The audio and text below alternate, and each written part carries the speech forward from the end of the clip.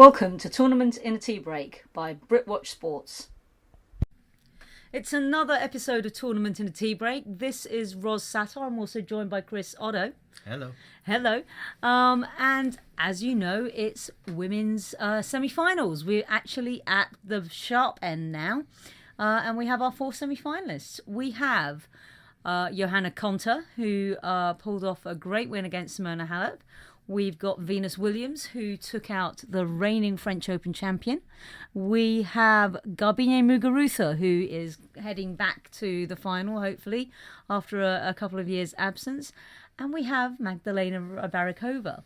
So out of this motley crew, let's start with a little bit of an assessment of their performances. Well, let's start with the most amazing story, shall we, of Wimbledon, which is Magdalena Barakova. Her record at Wimbledon was 2-9 prior to this season. And it's just so hard to believe that she's been able to run off 5 consecutive victories, reach her first career Grand Slam semifinal. Amazing. It's just incredible. I mean, my biggest worry today was that she was just going to feel happy that she'd made it this far, and it didn't, it's like, I'm just happy to be here. But she came out and she really just socked it to Coco, I'm afraid. She did. She took it to Coco. Sorry. You don't need to be sorry. She took it to Coco on 2 different courts, mind you.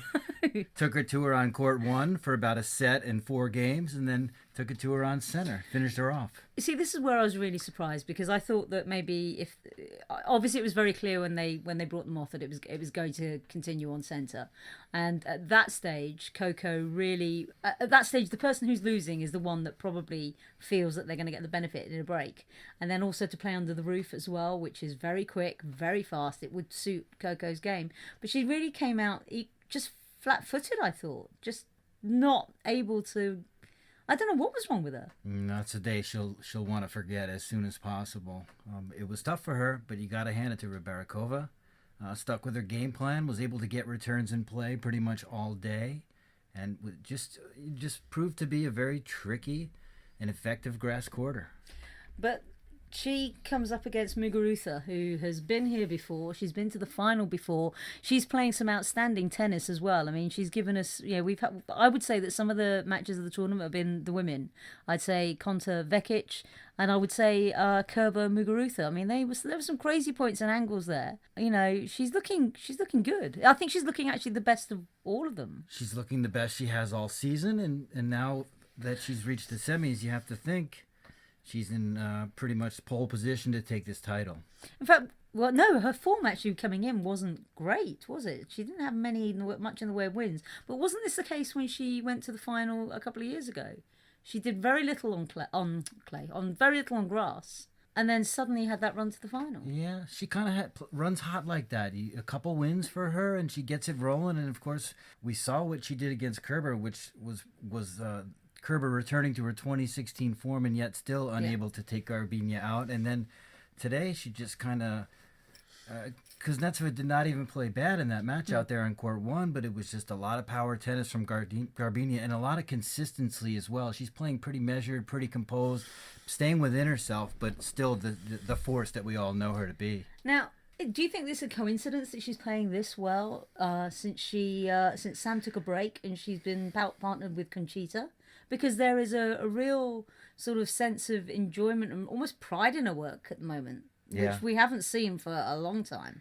It's certainly a storyline that it is happening without the presence of Sam Sumik. We won't know if it's a coincidence until we get a little further down the road, but hey, it's working right now. I know. Although to be fair, let's put the counterpoint to the argument. He did actually get to a French Open title, so he did. Let's not bury bang the last nail in his coffin just yet. Good call. So on to the next one, Venus against Yelena Ostapenko. That was an interesting matchup. The fearless against experience. What did you make of that? What I make of it is Venus's greatness at Wimbledon on grass and in general shining through. Here she is again, 37 years old, into her 22nd Grand Slam semifinal with a good chance to take it all. That's just incredible. When you start looking at those numbers, it's like, most people don't have cars that old. It's crazy. She's in her 75th major. She's played more majors than anybody else. I mean, we're staring into the face of a living legend. It's unreal. I mean, against Ostapenko, Yelena was just hitting the ball, doing what she does, and and it was coming back with interest. I mean, you kind of had this feeling, like when you have like a couple of dogs and a puppy comes in and the puppy strides and the dog's just like pushing it away. It was that kind of, okay, run along, child. Were you surprised by it? Because a little, I've got to say, a little. I thought Yelena was just going to come in and batter her off the court because that's what she does. That's her. But now let me ask you this: shouldn't we have known you don't push Venus Williams around? Not on grass. I mean, I remember the first time I ever saw her on grass at Wimbledon, and I mean, obviously this is going back quite a few years, and it was a sight to behold. She's so graceful on that. It's like that surface is built for her, and in a very different way to Serena, who just kind of bosses the surface. Venus kind of floats along it. I mean, it's amazing to watch. Yeah, she becomes the best mover. One Yeah, of the best movers again, where you don't see that from her at this age on the hard court, or certainly not on the clay. No. But on the grass, she has a way of moving on it that's. And given that the grass has like killed everybody else this Yeah, season, it's unreal. it's quite amazing. But of course, she has a challenge in the fact that she's going to face Britain's own Jo Konta. Now, obviously, the hyperbole is going to hit like fever pitch over the next couple of days, while the British press just go mental over the fact that we could have our first winner since Virginia Wade back when I was younger than I care to mention. Well, but you got to hand it to Jo. This is a person who, when she in her early part of the career, used to choke quite horrifically.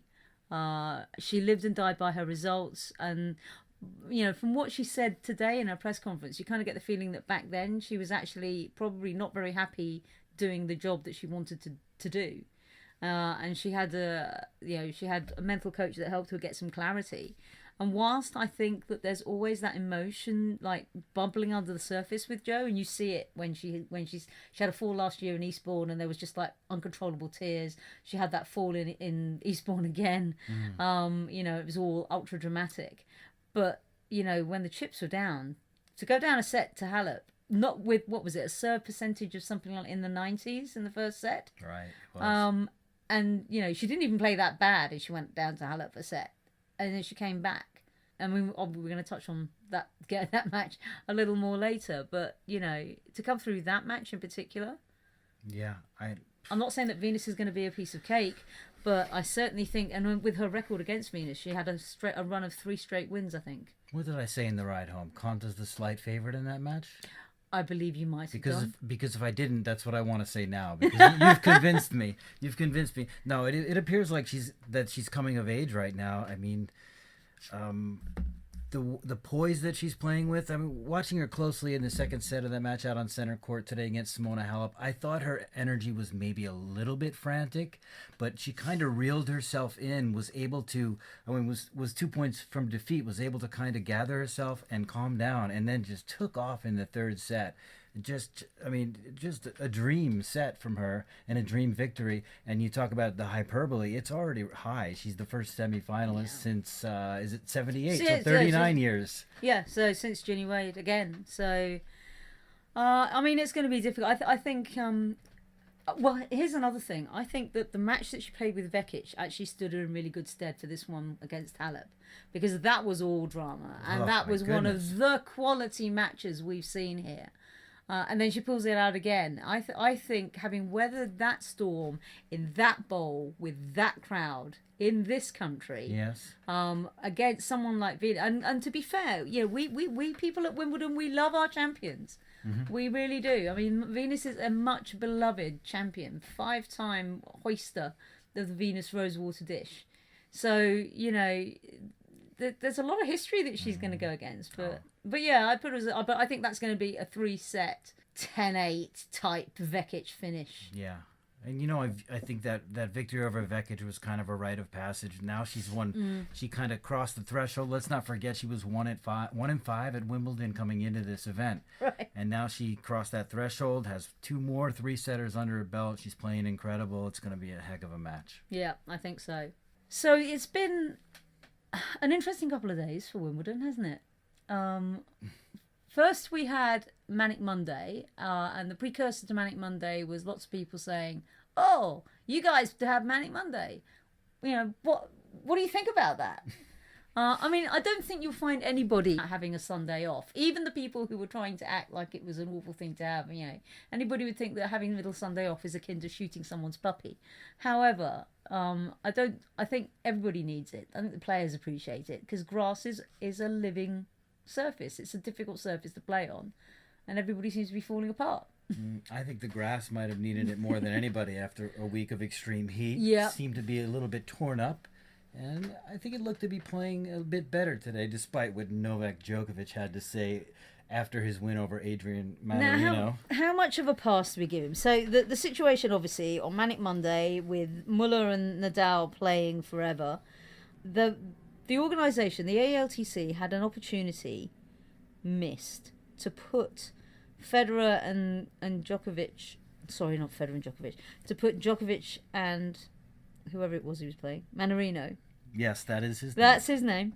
To put Djokovic and Manarino on centre. But let's be fair to the All England Club. There are some considerations that I think people forget to take into account. Number one, you need at least one, if not two sets of line judges so that you can rotate them out after an hour. Yeah. And an umpire. Mm-hmm.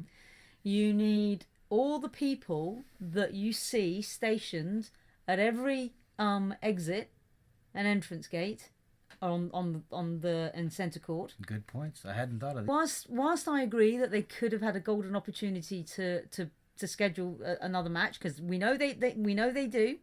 I've been on centre court many a time when they then bring on a mixed doubles or a doubles, so we know they could do it. All right, it happened today. Coco Vandeweghe and Ribarikova were moved over, though they had a lot more time to think about it. But they could have done it.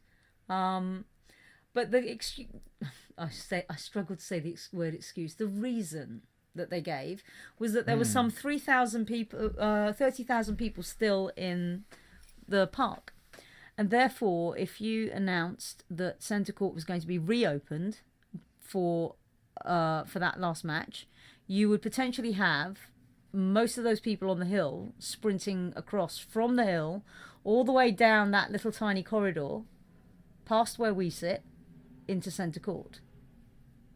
Is that a good enough reason?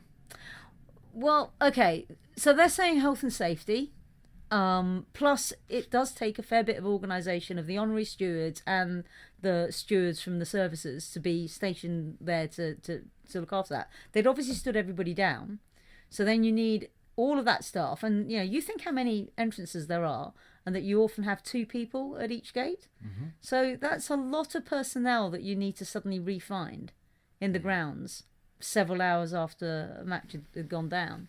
Yeah, well, I can put this controversy to bed rather quick if you want me to. By all means. Novak got in early and he's pretty much back on schedule. No harm, no foul. Yeah. He seemed very upset, though. He was a bit I was grumpy. surprised to see how grumpy he was today. He complained about the grass. He complained about what happened last night, and I didn't expect him to. So hopefully he's got it out of his system and he can just move on. You honestly didn't expect him to? I was under the impression, this was maybe, instead of impression, you could use the word illusion, that he had worked this out with the AELTC, that he and Agassi had gotten together and just kind of worked together on that solution, that he was okay with it. But apparently he wasn't, and he didn't have the say he wanted in it. But still, it seems like a bigger deal out of it than we need to.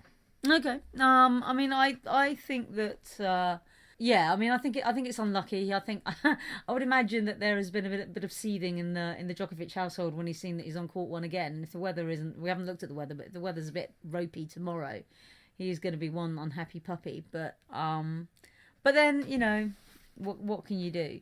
The other controversy, though, was at the end of our Joe's match, where obviously the crowd were involved. I mean, if anybody was watching on the television, they will have seen shots of the crowd with their hands up at their mouth, and everybody was so intense. And it's a great thing to see. It's a great thing to see that so many people are so into this tennis match.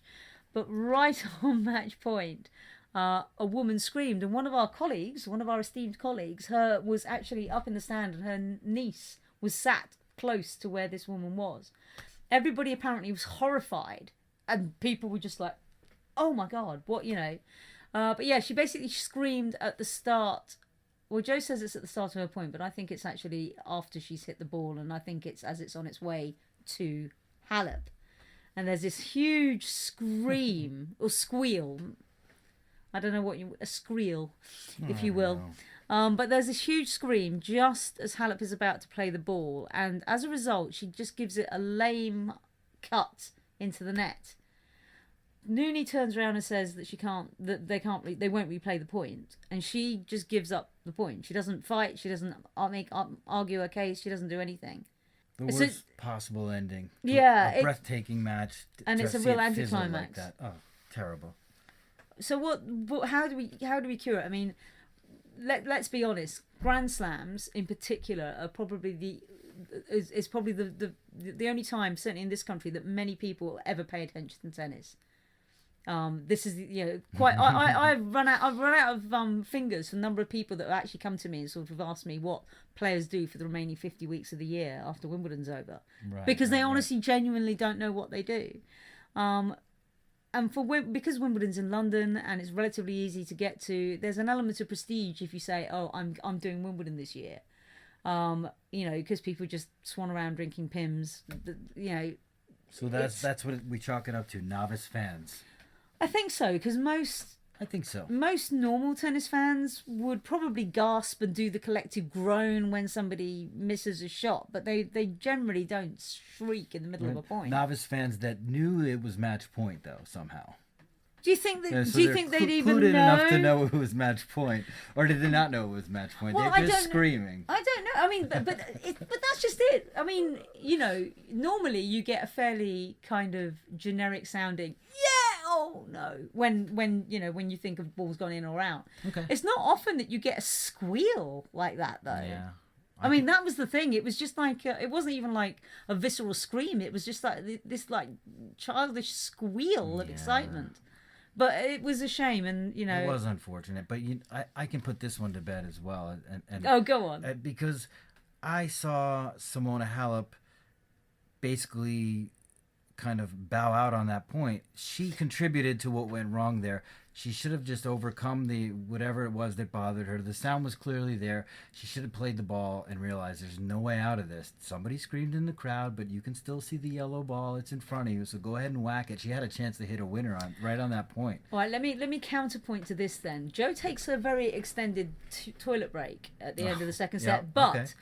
Now you think of how many times we've seen Halep with Darren in those long extended breaks where, whilst there might not be that much engagement with them, she's still got Darren like, tell me how you feel, this is what you're doing, this is what you're doing well, blah blah blah blah blah. And I saw something after Ostapenko beat her in the French saying that on-court coaching cost Halep that final because she didn't have anybody to help tell her what to do. She had to work it out for herself. Yeah. And I found myself thinking while Joe was off on this long toilet break, I saw Halep just sitting there and I was thinking, you're alone with your thoughts, Simona. Where's this going to take you? And I think we know where it's going to take her, as in, I'm incapable of dealing with anything that a crowd throws up. Yeah, I don't know if Darren could have saved her between sets there, but yeah, you know what? I think ultimately, at first, I wanted to put it on the fans, and I wanted to say, well, Wimbledon fans are known as such a savvy tennis crowd, and they've kind of lost that reputation in my eyes. But Simona, facing that situation, you're in a Grand Slam quarterfinal, you have a chance to hit a winner and get save a match point, and then maybe one more, and you're back in this match. What she did is inexcusable. Now that I'm just thinking this for the first time right now, but I did watch the replay of it after the match and kind of watch it over and over a few times to really get the feel of it, and she blew it. Yeah, I mean, she could have hit it, even if it had gone out. If she'd hit it with a fair fair degree of commitment, she probably could have argued her case to Kadir that this was interference, and conversely, because that was quite some howl that was going on. Mm-hmm. Conta could have turned around and sort of said, "Wait," but and what I hope has actually put it to bed is that we don't hear any more comments about that damn Fed Cup tie now enough. I'm done with that. Because, you know, and I love, there was a great line that Halep threw about kind of, this is slightly different. There was like 2,000 people in Costanza. There's like, 15,000 people on her side here. I'm with you. Moratorium on Fed Cup, Romania, Great Britain. Oh, God, 2017. It's over. It is. It is. So, thank you for listening. You've been listening to Ros Satar from Britwatch Sports and Chris Oddo, Tennis Now. Okay, thank you very much. Bye. Bye.